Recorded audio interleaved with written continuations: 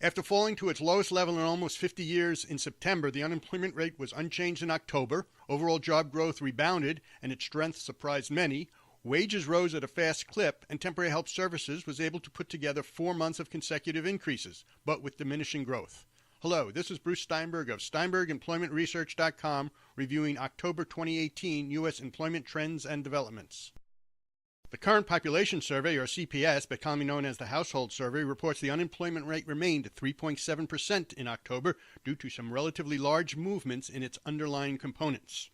The civilian labor force grew by 711,000, and there were 600,000 more employed persons, but there were also 111,000 more unemployed persons. It follows that there would be fewer people classified as not in the workforce, and there were almost 490,000. In other words, despite a large increase in the size of the labor force, and many of them became employed, but some were not able to, which is why the number of unemployed also increased. But the shifts were not big enough to move the unemployment needle, which remained at its lowest level since Richard Nixon was president.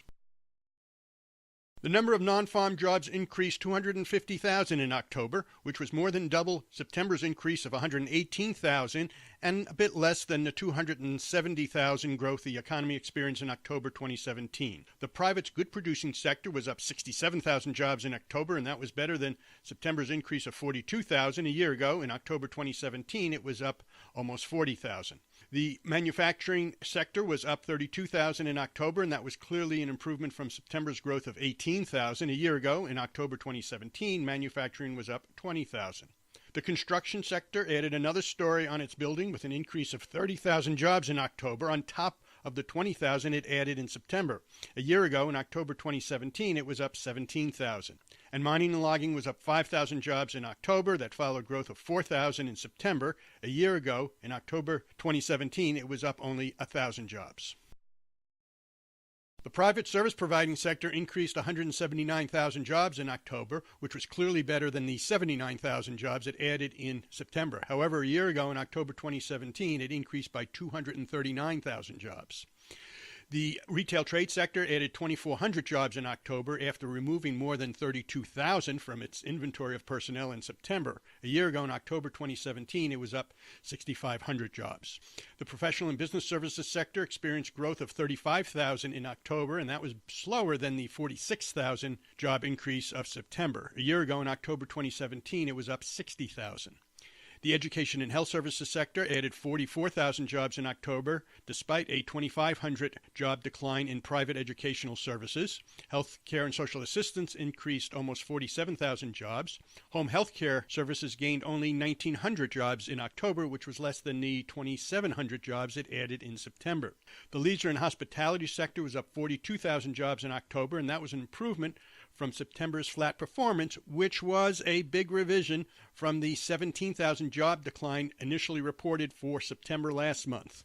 A year ago, in October 2017, it was up 110,000 jobs. The total number of government jobs was up 4,000 in October. The federal government was up 1,000, state government was also up 1,000, and local government was up 2,000.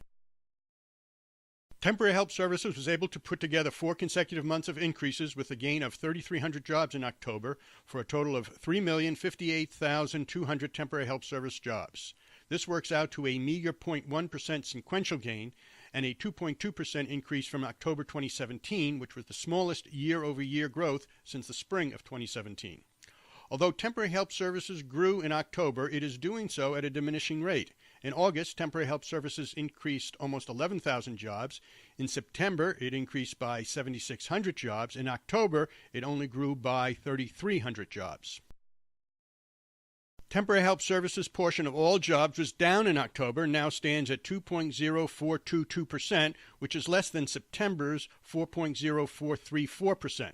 A year ago, in October 2017, it was 2.0321%, and 2 years ago, in October 2016, it was 2.0015%. As the unemployment rate was at its lowest level in almost 5 decades, it stands to reason that wages should rise as employers compete for workers. And they did. Overall hourly wages were up 3.14% in October from a year ago, and this was the biggest jump since early 2009, fueling justification for the Federal Reserve to continue on its path of increasing interest rates. Or, in central bank jargon, to take away the punch bowl just as the party gets going, referring to reducing the stimulus that it had been providing the economy with low interest rates. The increases are explained as necessary in order to curb inflation and tighten credit to cool down the economy that could be overheating.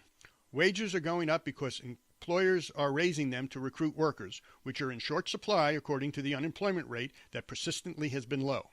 The question remains if there are enough people on the sidelines wanting to wade into the pool to keep wage inflation and hence overall inflation low enough to moderate the Fed's action on interest rates. This has been Bruce Steinberg, and this is just a brief sample of the employment data and analysis we provide.